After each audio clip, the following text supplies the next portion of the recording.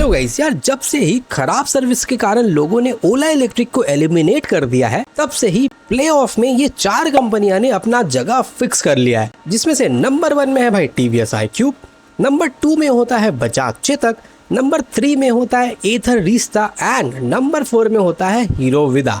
Now इनमें से जब आप फैमिली स्कूटर के बारे में बात करते हो तो आपके पास 2 बेस्ट ऑप्शंस आता है, जिसमें से एक होता है टीवीएस iQube एंड दूसरा होता है एथर रिश्ता। ठीक है, नाउ यहाँ तक तो लोग एकदम क्लियर होते हैं, बट यहाँ तक आके ना बहुत सारे लोग कंफ्यूज हो जाते हैं कि अब इन दोनों में से कौन सा गाड़ी खरीदे। और यार अगर आप भी टीवीएस iQube एंड एथर रिश्ता को लेकर कंफ्यूज हो तो कॉन्ग्रेचुलेशंस, आपने बिल्कुल सही वीडियो पे क्लिक किया है। कुछ ही मिनटों में आपका प्रॉब्लम सॉल्व होने वाला है। इसी बात पे यार वीडियो को एक लाइक जरूर कर देना। इस वीडियो में ना मैं कंपेयर करूंगा टीवीएस iQube 3.1 किलोवाट विथ एथर रिश्ता S 2.7 किलोवाट, क्योंकि इन दोनों ही गाड़ियों का जो प्राइस है वो ऑलमोस्ट सेम है एंड दोनों का IDC रेंज भी सेम है 123 किलोमीटर। नाउ वीडियो को ना मैंने 2 पार्ट में डिवाइड कर रखा है। पहले पार्ट में मैं इन दोनों ही गाड़ियों के स्पेसिफिकेशंस वगैरह को साइड बाय साइड कंपेयर करने वाला हूँ, और दूसरे पार्ट में मैं इन दोनों ही गाड़ियों का 2 सबसे बड़ा नेगेटिव पॉइंट एंड 2 सबसे बड़ा पॉजिटिव पॉइंट आपको बताने वाला हूँ, जिसे सुनने के बाद भाई आपका माइंड में एकदम क्लियरिटी आ जाएगा कि आपको कौन सा इलेक्ट्रिक स्कूटर इनमें से परचेस करना चाहिए। ठीक है, now without wasting any time let's start the video. हम इसे की तरह शुरुआत करते हैं बैटरी एंड रेंज से। सो गाइस, एथर रिश्ता S में हमें मिलता है 2.9 किलोवाट का बैटरी पैक, जिसको एक बार अगर आप घर पे चार्ज करोगे ना तो 0 to 100 चार्ज होने में ये टाइम लगाता है लगभग 8 से 8.5 घंटा। वहीं एथर ग्रिड में, मतलब अगर आप बाहर में एथर का फास्ट चार्जिंग में जब इसे चार्ज करोगे तो ये 1 घंटे में भाई फुल चार्ज हो जाता है। ठीक है, इस गाड़ी का IDC रेंज एथर क्लेम कर रहा है 123 किलोमीटर, बट हमारे एथर कम्युनिटी व्हाट्सएप ग्रुप के मेंबर्स के रिव्यू के हिसाब से आपको ना ऑन रोड रेंज जो है यहाँ पे 90 to 100 का ही मिलेगा। अगर आप सिंगल राइड करोगे और गाड़ी को स्मार्ट इको मूड में चलाओगे तो आपको 90 से लेके 100 तक का रेंज यहाँ पे मिल सकता है। नाउ अगर आपको डायरेक्टली यूजर से रिव्यू चाहिए तो आप हम लोगों का व्हाट्सएप कम्युनिटी ग्रुप ज्वाइन कर सकते हो। ज्वाइनिंग के लिए आपको सिंपली कमेंट में लिखना होगा ज्वाइन, लिंक आपको दे दिया जाएगा। नाउ टीवीएस iQube 3.1 किलोवाट वाला जो वेरिएंट है ना, इसे अगर आप घर पे एक बार फुल चार्ज करोगे तो आपको यहाँ लगभग 4.5 से 5 घंटा ही लगने वाला है। एथर रिश्ता S से अगर कंपेयर करोगे तो काफी कम वक्त यहाँ लग रहा है, बट टीवीएस का कोई भी अपना चार्जिंग नेटवर्क नहीं है, तो इसलिए इसे आप बाहर फास्ट चार्जिंग में चार्ज नहीं कर सकते हो। इसे आपको घर पे ही चार्ज करना पड़ेगा। इस गाड़ी का IDC रेंज के बारे में बात करें तो यहाँ भी टीवीएस 123 का IDC रेंज क्लेम कर रहा है, but as per some user review यहाँ पे आपको 80 to 90 किलोमीटर का ही रेंज मिल पाएगा। अगर आप गाड़ी को सिंगल राइड करते हो और गाड़ी को नॉर्मल एंड इको मोड मिला के यूज करते हो तो आपको 80 to 90 किलोमीटर का रेंज यहाँ पे आराम से ही मिल जाएगा as per some of our community WhatsApp group members. तो रेंज के मामले में दोनों ही ऑलमोस्ट सेम है। अब देखते हैं मोटर एंड स्पीड। तो गाइस, एथर रिश्ता S में हमें मिलता है 4.3 किलोवाट पिक पावर वाला belt driven mid drive PMSM motor, जिसका टॉप स्पीड होने वाला है 80 किलोमीटर पर आवर का। दूसरी तरफ टीवीएस में हमें मिलता है 4.4 किलोवाट का पिक पावर वाला हब मोटर, जिसका टॉप स्पीड होने वाला है 78 किलोमीटर पर आवर का। टॉप स्पीड ऑलमोस्ट दोनों का सेम है, बट अगर आप मुझसे पूछो तो मैं यहाँ पे एथर का मोटर को प्रेफर करूंगा, क्योंकि यार टीवीएस का जो हब मोटर है ना, वो भले ही जितना भी अच्छा क्वालिटी का टीवीएस प्रोवाइड कर दे, पर यार फिर भी बारिश के दिनों में ना आपको इसमें दिक्कत आने का चांसेस बहुत ज्यादा बढ़ जाता है। सपोज करो आपने गाड़ी को बाहर कहीं पार्क करके रखा, अचानक से बारिश आया, रोड पर पानी जम गया। ना अगर ऐसे में आपका गाड़ी बाहर पानी में 2-3-4 घंटे खड़ा रह रहा है ना, तो इसमें भाई आपका हब मोटर के अंदर पानी जा सकता है। साथ साथ वो पानी इफेक्ट नहीं करता है, बट कुछ दिन बाद पानी अंदर रहकर अंदर के पार्ट्स को, सेंसर को खराब करता है और फिर मोटर अचानक से एक दिन बंद हो जाता है। नाउ इससे भी बुरा बात यह है कि अगर आपका हब मोटर में बारिश के वजह से या फिर पानी के वजह से कोई भी दिक्कत आ रहा है ना, तो टीवीएस इसका भाई क्लेम भी नहीं लेता है। जी हाँ गाइस, वाटर डैमेज से अगर आपका मोटर खराब हो रहा है तो टीवीएस यहाँ पे आपको क्लेम नहीं देने वाला है।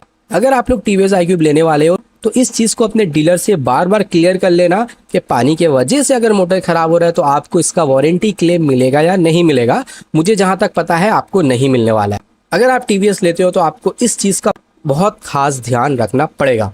Now tyres and brakes. देखो, टायर्स के मामले में ना दोनों ही गाड़ियों में हमें यहाँ पे ट्यूबलेस 12 इंच का अलॉय व्हील देखने को मिलता है। एट द सेम टाइम दोनों ही गाड़ियों का फ्रंट में हमें डिस्क एंड बैक में रियर ब्रेक का सेटअप देखने को मिलता है। तो इस चीज में तो भाई दोनों ही सेम है, कोई भी आगे या पीछे नहीं है। इसके बाद आते हैं डिस्प्ले एंड फीचर्स। यहाँ पे ना एथर रिश्ता एस में हमें मिलता है 7 इंच का deep view non touch display, जिसका विजिबिलिटी भाई अच्छा होता है। धूप में भी आपको चीजें काफी क्लियर इसमें नजर आएगा। फीचर्स के बारे में बात करें तो एथर रिश्ता एस में ना आपको फीचर्स के नाम पे कुछ नहीं मिलता है। रिवर्स मूड वगैरह हल्का फुल्का फीचर्स मिलेगा। अगर आप प्रो पैक लेते हो तो आपको 10x10 navigation, guide me home, fall and theft alert, music control, call alert जैसे कुछ फीचर्स मिल जाएंगे। बट यकीन मानो भाई, डे टू डे लाइफ में इन सारे फीचर्स का काम बहुत ज्यादा नहीं होता है। इन सारे फीचर्स के बिना भी आपके लाइफ में कोई इफेक्ट नहीं पड़ेगा, आपको किसी भी चीज का कमी महसूस नहीं होगा। आपका गाड़ी का जो प्राइम काम है उसमें कोई भी डिस्टरबेंस नहीं आएगा। इसलिए अगर आप एथर रिश्ता एस ले रहे हो तो मैं बोलूंगा कि प्रो पैक मत लो, बट फिर भी आपको लेना पड़ेगा। एथर ने कुछ ऐसा गेम खेला है कि आपको ना चाहते हुए भी प्रो पैक लेना पड़ रहा है। क्यों, वो मैं आपको आगे बताऊंगा। पहले बात कर लेते हैं टीवीएस iQube का डिस्प्ले एंड फीचर्स के बारे में। तो देखो, टीवीएस में ना हमें मिलता है 5 इंच का coloured and TFT touch display. iQube का अच्छा बात है कि यहाँ आपको कोई भी प्रो पैक वगैरह लेने का झमेला नहीं है, और सच पूछो तो वैसा कोई फीचर्स भी आपको iQube प्रोवाइड नहीं कर रहा है जिसके लिए उन्हें पैसा दिया जाए। यहाँ भी आपको हल्का फुल्का 10x10 navigation, incoming call alert, hill hold जैसा कुछ ठीक ठाक फीचर्स मिल जाता है। कम से कम उल्टा सीधा फीचर्स देखिए, टीवीएस iQube आपसे पैसे ऐंठने का काम तो यहाँ पे नहीं कर रहा है। ये चीज मुझे टीवीएस का काफी सही लगता है। एथर का प्रॉब्लम क्या है ना कि अगर आप उनका प्रो पैक नहीं लेते हो तो आपको फीचर्स तो नहीं मिलेगा, उल्टा आप ना एक्सटेंडेड वारंटी भी परचेस नहीं कर सकते हो। मतलब अगर आपको एक्सटेंडेड वारंटी परचेस करना है तो आपको प्रो पैक लेना ही पड़ेगा। 5-6 हजार का एक्सटेंडेड वारंटी परचेस करने के लिए आपको उससे दुगना दाम का प्रो पैक यहाँ पे परचेस करना पड़ेगा फालतू का। ये चीज एथर का मुझे एकदम भी पसंद नहीं आता। एथर को यार एक्सटेंडेड वारंटी को प्रो पैक से बाहर रखना चाहिए। नाउ बात कर लेते हैं बिल क्वालिटी एंड सर्विस के बारे में। तो देखो, रिश्ता का बिल क्वालिटी बहुत अच्छा होता है, और सिर्फ चेजिस ही नहीं, इसका जो ओवरऑल बॉडी का मटेरियल होता है ना वो भी भाई काफी मजबूत लगता है। चलाने में आपको प्रीमियम वाला फीलिंग आता है। ठीक है, नाउ सर्विस का अगर बात करें तो एथर का सर्विस ठीक ठाक है, खराब नहीं है। सर्विस में आपको बहुत ज्यादा डिले देखने को नहीं मिलता है, कहीं कहीं प्रॉब्लम हुआ होगा एक आध जगह, बट जनरली एथर का सर्विस अच्छा होता है। प्रॉब्लम यह है कि सर्विस का कॉस्ट एथर का बाकी सारे एवियो से ज्यादा होता है, पार्ट्स का कॉस्ट भी ज्यादा होता है। अब एग्जैक्टली कौन सा पार्ट का कितना कॉस्ट हो रहा है, ब्रेक पैड्स का कितना कॉस्ट लगता है, या फिर एक जनरल सर्विस का क्या चार्जेस लगता है, ये जानने के लिए आप हम लोगों का एथर कम्युनिटी व्हाट्सएप ग्रुप ज्वाइन कर लो और डायरेक्टली यूजर से आकर बात कर लो। ज्वाइनिंग के लिए सिंपली आपको कमेंट में लिखना होगा ज्वाइन, लिंक आपको दे दिया जाएगा। नाउ टीवीएस iQube का बिल्ड क्वालिटी के बारे में बात करें तो यार सच पूछो, इसका बिल्ड क्वालिटी बहुत ज्यादा अच्छा भी नहीं है और बहुत ज्यादा खराब भी नहीं। आज तक मैंने जितने भी टीवीएस यूजर से बात किया ना, कोई भी इसका बिल्ड क्वालिटी को बहुत अच्छा नहीं बोलता है और ना ही बहुत खराब बोलता है। और ऐसा क्यों है? ऐसा इसलिए है क्योंकि यार नए नए में आपको अच्छा लगेगा, बट जैसे ही जैसे आप टीवीएस को यूज करोगे ना, 1 साल, 1.5 साल, 2 साल, इसका ना बॉडी फिटिंग्स ढीला होने लगता है, और फिर जब आप खराब रास्ता या गड्ढे में जाते हो तो घटर घटर आवाज आता है।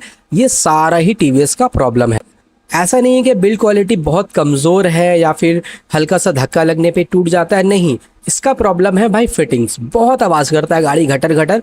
अगर आप लॉन्ग रन में गाड़ी को चला रहे हो तो बहुत आवाज होगा और वो फिर बहुत ज्यादा इरिटेटिंग भी लगता है। बाकी अगर सर्विस के बारे में बात करें तो टीवीएस का सर्विस भाई काफी बेहतर है मैं कहूंगा, क्योंकि यार मेरा जो व्हाट्सएप कम्युनिटी ग्रुप है ना, सबसे कम प्रॉब्लम और सबसे कम मैसेजेस जो है वो टीवीएस iQube वाला ग्रुप में ही आता है। किसी को कोई प्रॉब्लम ही नहीं होता है तो कोई क्या ही मैसेज करेगा। एक हफ्ता तक कोई भी मैसेज इस ग्रुप पे नहीं आता है, तो सोच लो गाड़ी कितना ज्यादा रिलायबल है। सब बिंदास यूज कर रहे हैं, बिंदास चला रहे हैं, किसी को भी बहुत ज्यादा दिक्कत नहीं आ रहा है। हालांकि सेल्स के मामले में टीवीएस भाई हर महीने 28,000 30,000 गाड़ियां सेल कर रहा है, जो कि एक बहुत बड़ा नंबर होता है भाई। बट टीवीएस यहाँ पे खुद को बहुत अच्छे से मेंटेन करके चल रहा है। एटलीस्ट अभी तक तो टीवीएस के बारे में कोई भी बहुत ज्यादा खराब रिव्यू सर्विस से रिलेटेड नहीं आया है। बात करते हैं टीवीएस iQube का 2 नेगेटिव पॉइंट के बारे में। तो भाई इस गाड़ी का जो सबसे बड़ा नेगेटिव पॉइंट है ना, वो है इसका बिल्ड क्वालिटी। भाई मैं ऐसा नहीं बोल रहा हूँ कि बिल्ड क्वालिटी बहुत ज़्यादा ख़राब है। इनिशियली में तो आपको बिल्ड क्वालिटी काफ़ी अच्छा लगेगा, ख़राब लगेगा ही नहीं, बट जैसे ही आप गाड़ी को 6 महीने या साल भर चला लोगे ना, उसके बाद आपका गाड़ी का जो पार्ट्स है उससे यार इतना आवाज़ आना लगेगा ना, उससे यार इतना आवाज़ आएगा ना जो आपको रास्ते पे बहुत ज़्यादा इरिटेट करेगा। खास करके इसका जो हेड है, ये काला वाला जो आप देख रहे हो, ये भाई इतना ज़्यादा हिलता है, खट खट खट खट खट करता है ना गाड़ी चलने में, जो आपको यार बहुत ज़्यादा परेशान करेगा। आप कुछ भी जुगाड़ कर लो, चिपका लो या कुछ भी कर लो, ये वापस से खटखट खटखट करने ही वाला है। और ये मैं डायरेक्ट यूजर्स का रिव्यू आपको बता रहा हूँ, ये मैं अपने मन से नहीं बता रहा हूँ। टीवीएस का बॉडी पार्ट्स ना भाई ढीला हो जाता है बहुत जल्दी। नाउ बात करें दूसरा नेगेटिव पॉइंट के बारे में, तो वो है भाई टीवीएस का इंफ्रास्ट्रक्चर। यार टीवीएस का ना खुद का कोई भी चार्जिंग नेटवर्क नहीं है, तो चार्जिंग के लिए ना आप पूरी घर पे ही चार्ज करने के लिए डिपेंडेबल होना पड़ेगा। अगर मान लो इमरजेंसी में कहीं आपका गाड़ी का चार्ज कम हो गया, तो भाई आपको कहीं पर भी टीवीएस का चार्जिंग स्टेशन नहीं मिलने वाला है। या तो आपको चार्जर हर वक्त गाड़ी के साथ कैरी करना पड़ेगा, जो कि काफी भारी होता है, या फिर आपको भाई धक्का मारना पड़ेगा इमरजेंसी में। ये पॉइंट मैं इसलिए नोटिफाई कर रहा हूँ कि हमारे ग्रुप में काफी सारे लोगों को ये वाला दिक्कत हुआ है। गाड़ी जब आपका थोड़ा पुराना हो जाता है, दिखाएगा 20 किलोमीटर, बट 10 किलोमीटर में ही दम तोड़ देता है, और बाकी का 10 किलोमीटर के लिए आपके आसपास में कोई भी चार्जिंग स्टेशन वगैरह नहीं होगा।